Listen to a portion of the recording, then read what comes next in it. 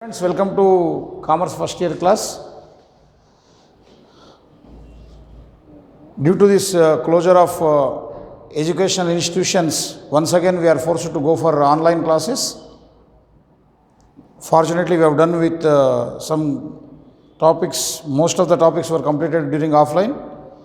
So in this class, I am going to take the remaining 2 marks questions. Already we have dealt with some questions in my previous class. So here again, I am continuing those 2 marks bits. So from 23rd bit till 22nd we have done in the previous class. So 23rd is long-term finance. As you know, finance is nothing but the money, capital required to start and run a business organization. So this finance is divided into various types according to different characteristics. That means different according to the nature of providers, according to the nature of time, according to utilization. Business finance is divided into various categories. So here, according to time period, business finance is divided into 3 categories: short term, medium term and long term. Long term finance is that where an enterprise has to repay the loan after 5 years period of time. That means your repayment starts after 5 years. So when the duration for the repayment of loan is given from 5 years to 15 years, it is called as long term finance. Then medium term finance is the finance which is for a period of 1 year to 5 years, is called as medium term. Then comes short term finance. The finance provided for a period of only 1 year, it is called as short term finance. Then internal source of finance. That means again based on the providers, from where you are taking the money, whether you are taking within the organization or you are collecting money from the outsiders. Based on that, we have got again 2 categories: internal source and external source. Internal source of finance means when the money required for the management of the company is arranged within the firm, that means through the equity share, through the retained earnings, through reserves. This is called as internal source of business finance. So example, retained earnings. So that means the previously earned profits you kept aside, that is in general it is also called as reserve. So that money, or say plowing back of profits, retained earnings or reserves are the same. That means where you had the profits of the past which you did not distribute among the shareholders as dividend and you have retained with you, and that money if you use for your capital requirements, it is called as internal source of finance. Then comes external source of finance, means when money is taken from the outsiders of the company like debentures, shareholders, creditors, banks, financial institutions. जब बाहर से पैसे लाते आप, that becomes external source of finance. Then comes equity shares. The shares which are ordinary and do not carry any preferential rights over receiving of dividend or receiving of capital at the time of winding up of company are called as equity shares. These people stay last in the line while receiving the dividend or while receiving the capital at the time of winding up of company. But these people will have voting rights and they are the real owners of the company. Then preference shares. Preference shares are the shares which have certain preferential rights in receiving the dividend first, then the equity shareholders and capital also at the time of winding up of company. Means line में dividend लेने में, नहीं तो जब company बंद होता अपना capital वापस लेने में ये शेयर्स को प्रायोरिटी मिलता. Preference means the word itself is saying, preference means we are giving importance. Priority किस में इंपॉर्टेंस दे रहे आप? डिविडेंड पे करने में, यानी जब कंपनी बंद होता कैपिटल वापस करने में आप ये लोगों को प्रायोरिटी देते. प्रेफरेंस शेयर होल्डर्स पहले रहते, इनको देने के बाद पैसे बचे तो फिर बाद में इक्विटी शेयर होल्डर्स को मिलता. So they are called as preference shares. The shares which carry certain preferential rights over receiving of dividend or capital at the time of winding up of company are called as preference shares. Then debenture.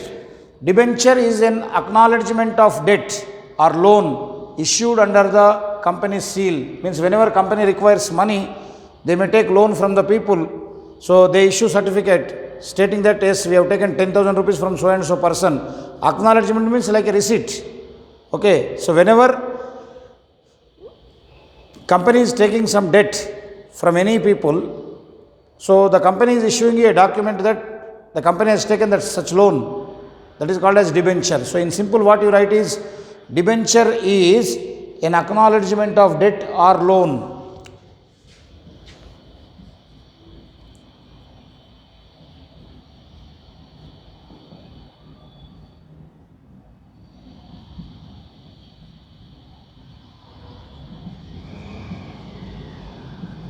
Debenture is an acknowledgement of debt issued under company seal. एक document के ऊपर company का stamp डाल के आपको acknowledgement देते कि आप पैसे दिए बोल के company. Next, retained earnings. Just now I told you, no company in the society will distribute all the profits earned among the shareholders as dividend.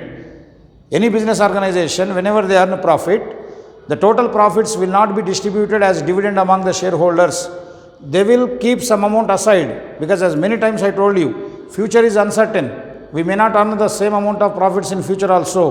So keeping in view of the future situations, the company's management and the board of directors will have a policy of saving some money out of the profits without distributing among the shareholders as the dividend. So जो भी आपको profits आते आप पूरा distribute नहीं करते, थोड़े पैसे आप बचा के रखते. ऐसा एवरी ईयर जो पैसे बचाते रहते आपको एक रिजर्व बनता, उससे आप बाद में जाके कुछ असेट्स खरीद सकते, कंपनी का नया ब्रांच खोल सकते, आप कुछ किस लिए तब यूज़ कर सकते हो पैसे. सो रिटेन्ड मतलब अपने पास ही रखना. Earnings are nothing but profits. So actually whatever the profits a company earns, it must be distributed among the shareholders as the dividend or among the different stakeholders of the company. But sometimes in order to save the money for future, the company's management will decide that some amount of profits will be retained with them without distributing to the shareholders. That amount is called as retained earnings. It is also called as plowing back of profits.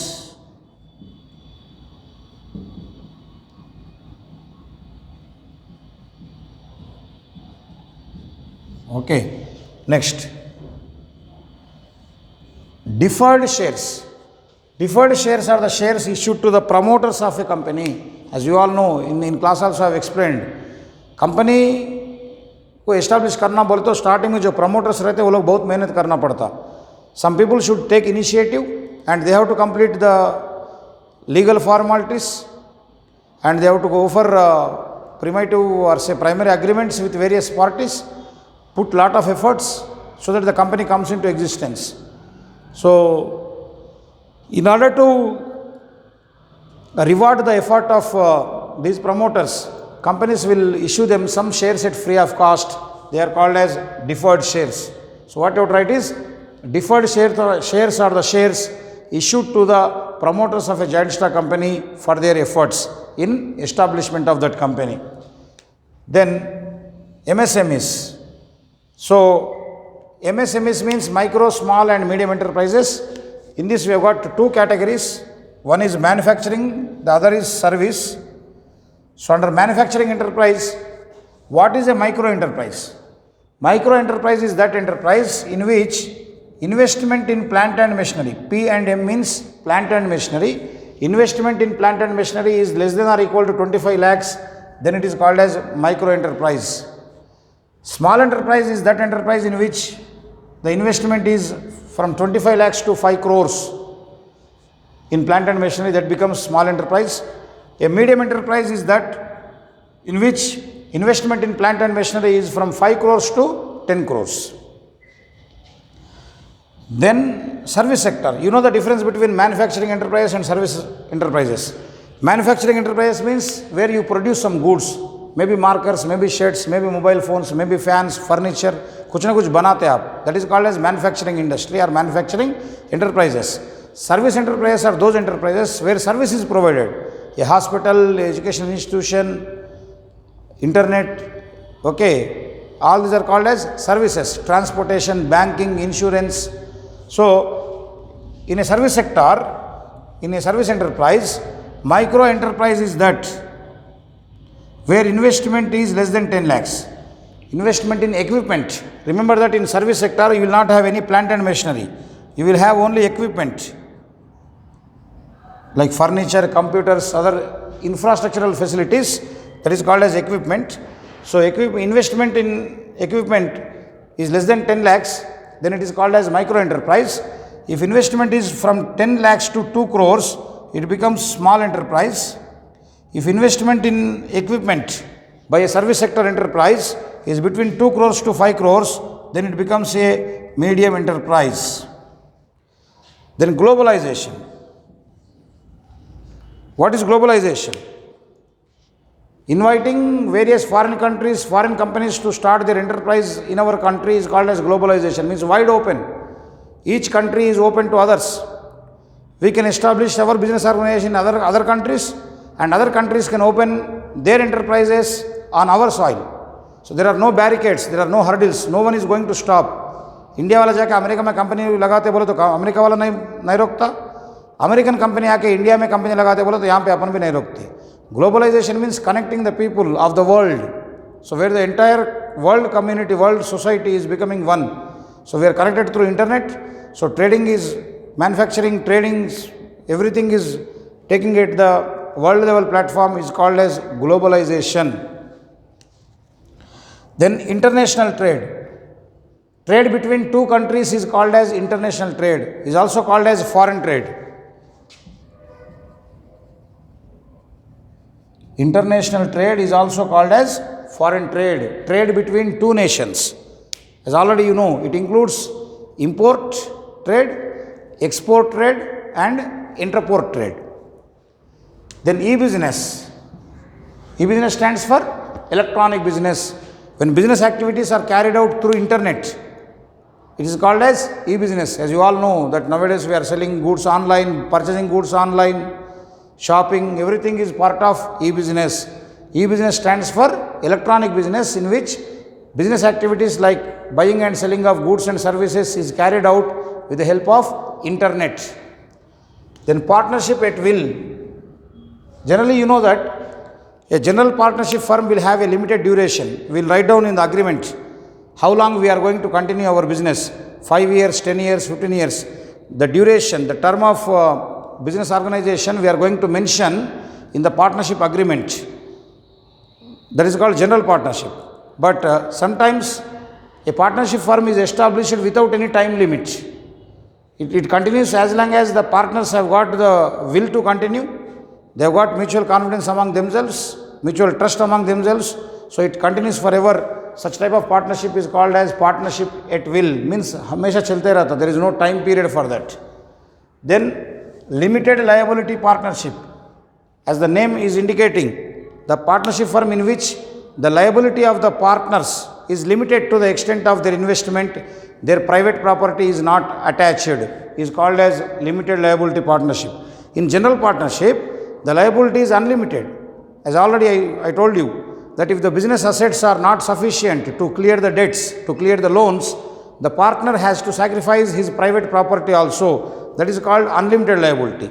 But in case of limited liability partnership, which are not popular in India but are popular in America, where a partner may lose only his investment, what he has made during the establishment of the organization, in case of bankruptcy or in case of debt, his private property is not going to be attached.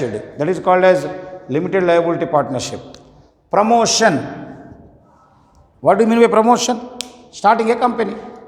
By doing the various formalities, completing legal formalities, where you generate an idea of establishing a business organization and you complete all the requirements to start a business, then it is called as promotion.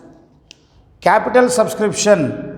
When you invite people to invest their money into your business organization, when people buy your shares, buy your debentures and they provide capital, it is called as capital subscription. That means receiving of capital amount from the people is called as capital subscription. So these are the very, very important 2 marks questions from commerce. In the next class, I will be taking 2 marks from accountancy.